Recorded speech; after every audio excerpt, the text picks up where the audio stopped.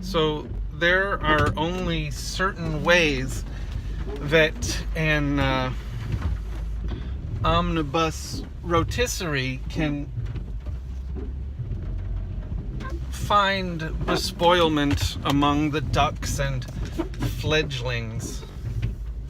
And when you say something that promotes ridicule, such as, rutabagas in my Flämische, you're going to inevitably encounter the kind of softening and dilly-dallying that retrocinates abundance between the farm stallers. And in light of this disparagement, you have to build an edifice of contempt, and from that contempt, sweet waffles. And in the pattern of the grill from which your content suffuses its, sizzling dismay, you won't find that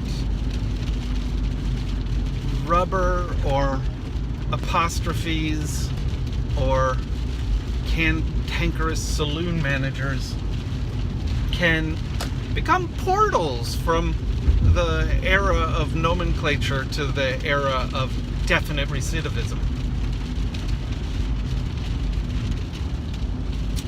And who wouldn't want to, in light of the brushes that succinctly paw at our vellum?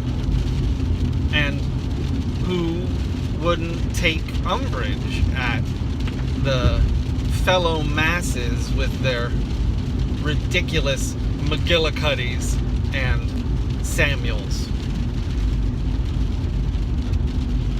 So we dot our fields with lemongrass, and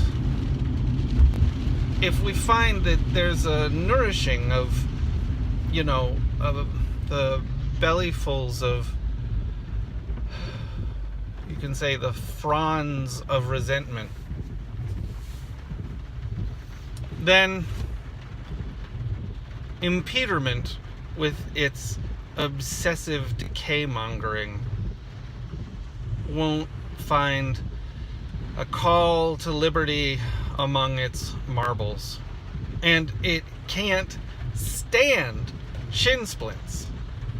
And when you find that you have buckets of alimony, you're going to put in each one a little nascent haranguement. And what does a haranguement deserve if not pacification with albums of photos that you got from your niece? And if you take these things and you assemble them and you divine yourself to be the creator of a vessel or a visage, then in your favorite memories of Rumpelstiltskin, you'll find a pore, sort of a pore pre-infested, pre-zit-ridden pore.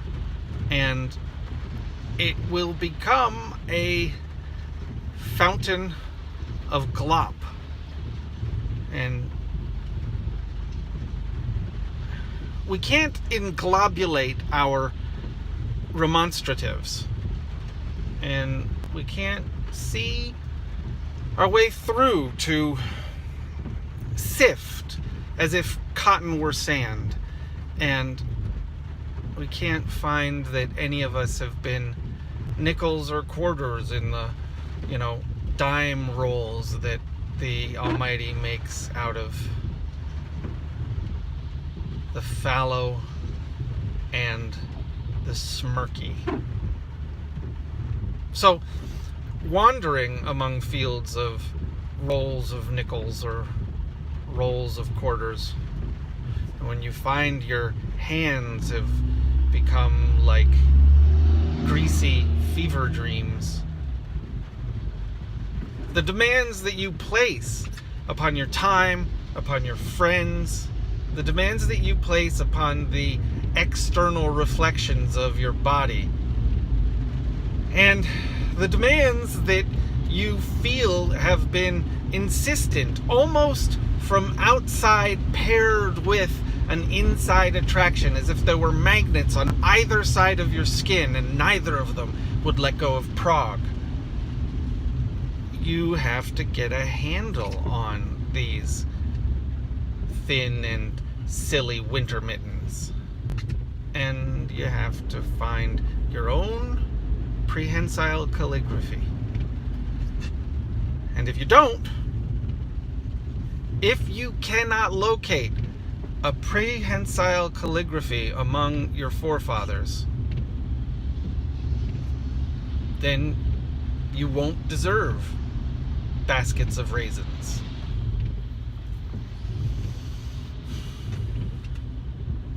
And sometimes there's a windowsill, and sometimes on that windowsill you can find grains of various spices, and you might say turmeric, or you might say oregano.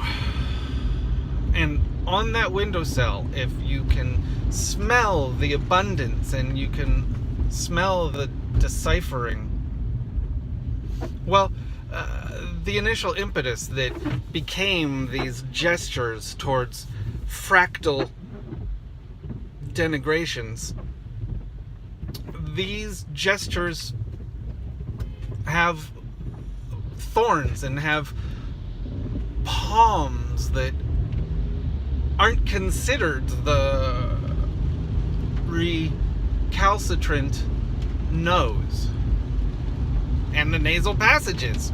These spices, these herbs can suffuse the nasal passages and make them laugh at clocks. And who wouldn't worry in that case that their handbags were made of silicon, that their handbags were made of the suffering of ants? And who among us, I say, has left behind their department stores full of bag-headed, ramp-destined, Halifax-beloved crumpets? Who among us has not deserved camphor?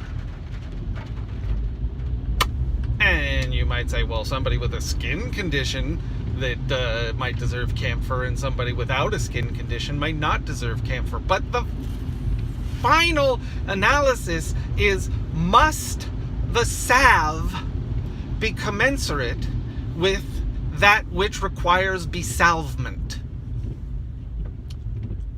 And if you can answer in 20 words or less, you'll have a nice hoodie. And you'll wear it to the graduations of every specimen that you coated with lacquer. And when these enlacquered specimenations find that the diplomas they received from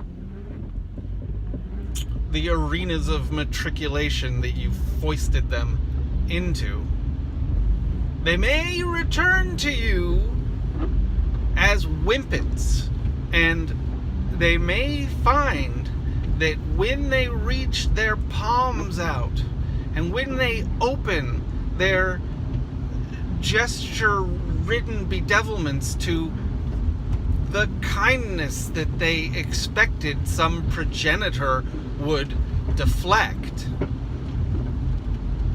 it will be your choice to surprise them and say, "Hi, Fred," or to reject them and say, "Goodbye, Herbert." Because if you get their names right, then they can't pretend that they're friends with Scrabble boards. So that should be enough for now. Comments welcome.